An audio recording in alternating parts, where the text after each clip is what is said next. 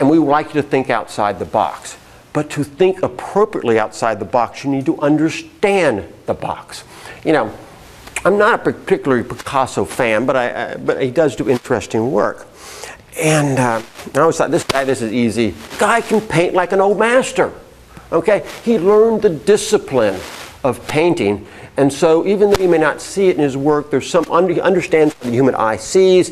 You understand how the human eye puts information together, etc. The guy is a brilliant painter of the old style. He just doesn't like that style. But having learned that skill, that's what's the difference between him and a kid scribbling, is the underlying knowledge there.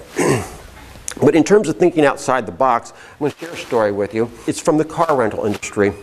And they were having a problem in that their profitable customers were their business people.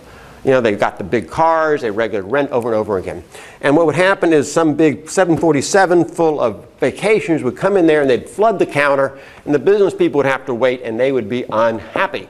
The story's from Hertz. And so they thought about how to solve this problem. And all the answers came out there. Well, we need to get more clerks. Maybe we get forms that are easier to fill out. Maybe we can make a longer counter, okay?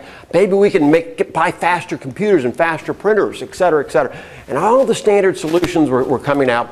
In the back of the room, hand came up. I said, yeah, Joe, yeah, what is it? And he said, why don't we just give them the keys? Huh? Give them the keys? And the guy said, well, these are our best business customers, right? These are all A credit rating. Well, yeah.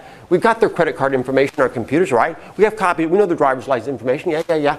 And they always make reservations. These are business people. They make reservations in advance, right? Yeah. Well, why don't we, in our slow times, just print up their contracts in advance and then have a big board out there in the parking lot that says, you know, Collier, lot 47, space 47. And they go in there and there's a key in the ignition. Their contract is hanging from the thing, and then they go out to the gate, because we have a gate there already with a guard on it, and they just show their driver's license to the gate, the guy, and he says, sure, go take off. I said, Joe, you're a VP now, okay?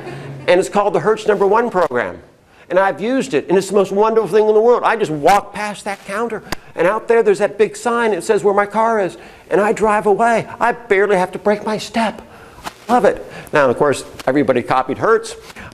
If you fly at all, if your parents do much business travel, it's the most wonderful thing. And it's a fantastic example of thinking way outside the box, but understanding the box and why you do the type of thing you do.